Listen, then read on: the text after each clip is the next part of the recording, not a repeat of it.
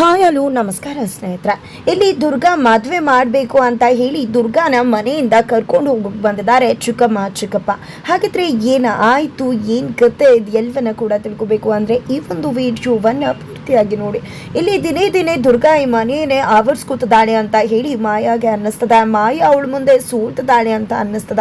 ಅದೇ ಕಾರಣಕ್ಕೋಸ್ಕರನೇ ಇಲ್ಲಿ ನಿಜವಾಗ್ಲೂ ಕೂಡ ಮಾಯಾ ಒಂದು ಕುತಂತ್ರವನ್ನು ರಚಿಸ್ತಾರೆ. ಅದ್ರ ಪ್ರಕಾರವಾಗಿ ಇಲ್ಲಿ ಅವರ ಚಿಕ್ಕಮ್ಮಂಗೆ ಕಾಲ್ ಮಾಡಿದೆ, ನೀವು ಅವಳನ್ನ ಮದುವೆ ಮಾಡಿಸಿ ಅಂತ ಹೇಳ್ತಾರೆ.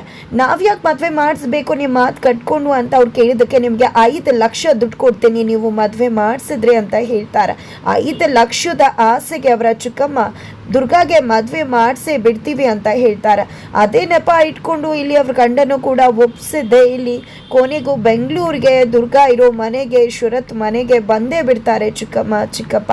ಇತ್ತ ಕಡೆ ದುರ್ಗಾಗೆ ನಾವು ಮದುವೆ ಮಾಡಬೇಕು ಅಂದ್ಕೊಂಡಿದ್ವಿ, ಮೊದಲೇ ಈ ವರ ನೋಡಿದ್ವಿ, ತುಂಬ ಒಳ್ಳೆಯವನು, ಹಾಗಾಗಿ ಇವನಿಗೆ ಮದುವೆ ಮಾಡಬೇಕು ಅಂತ ನಿಶ್ಚಯ ಮಾಡಬೇಕು ಅಂದ್ಕೊಂಡಿದ್ವಿ ಅಂತ ಹೇಳ್ತಿದ್ದಾರೆ. ಹಾಗಾಗಿ ದುರ್ಗಾನ ಕರ್ಕೊಂಡು ಹೋಗಬೇಕು ಅಂತ ಬಂದಿದ್ದೀವಿ ಅಂತ ಹೇಳ್ತಿದ್ದಾಗ ಇಲ್ಲಿ ಮಗು ಹಾಗೆ ಶರತ್ ನಿಜವಾಗ್ಲೂ ಶಾಕ್ ಆಗ್ತಿದ್ದಾರೆ.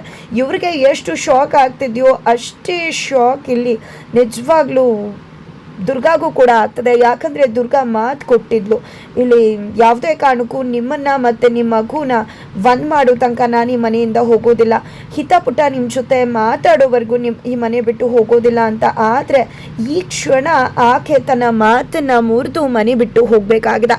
ಹಾಗಿದ್ರೆ ಇಲ್ಲಿ ದುರ್ಗಾ ಮನೆ ಬಿಟ್ಟು ಹೋಗ್ತಿರೋದನ್ನು ನೋಡ್ದಂಥ ಶರತ್ ಮನೆ ಬಿಟ್ಟು ಹೋಗಬಾರ್ದು ಅನ್ನೋ ಕಾರಣಕ್ಕೆ ತನ್ನ ಮಗಳಿಗೋಸ್ಕರ ಇಲ್ಲಿ ದುರ್ಗಾಗೆ ತಾಳಿ ಕಟ್ಟೆ ಬಿಡ್ತಾರೆ. ಹಾಗಿದ್ರೆ ದುರ್ಗಾ ಮತ್ತು ಶರತ್ ಮದುವೆ ಆಗ್ಬಿಡತ್ತ.